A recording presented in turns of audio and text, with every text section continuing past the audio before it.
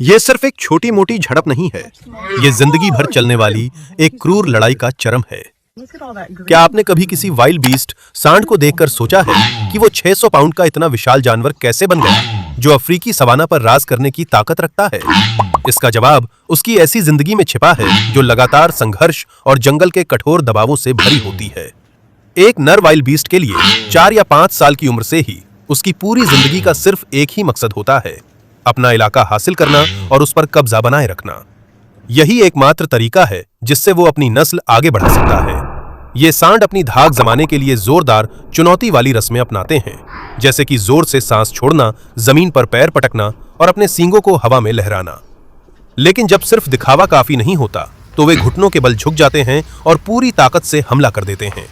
उनकी ये टक्कर इतनी जोरदार होती है कि कभी-कभी जानलेवा भी साबित हो सकती है। वर्चस्व के लिए चलने वाली यही लगातार लड़ाई उनके विशाल शरीर को आकार देती है। वाइल्ड बीस्ट की दुनिया में सिर्फ सबसे बड़े और सबसे ताकतवर जानवर ही अपना इलाका बनाए रख पाते हैं। लड़ाई में उतरने के लिए भी एक सांड को मांसपेशियों से भरा हुआ और आगे से भारी भरकम विशालकाय जानवर बनना पड़ता है। उनके शरीर की बनावट ही लड़ाई के लिए होती है। उनके कंधे चौड़े और ताकतवर होते हैं और उनके सींग मोटे व मजबूत होते हैं, जो जोरदार टक्कर झेलने के लिए ही बने होते हैं। उनका यह जबरदस्त आकार सिर्फ दिखावे के लिए नहीं है, बल्कि यह एक हथियार है और प्रकृति के सबसे ज्यादा प्रतिस्पर्धी माहौल में अपनी नस्ल को आगे बढ़ाने की कुंजी भी यही है।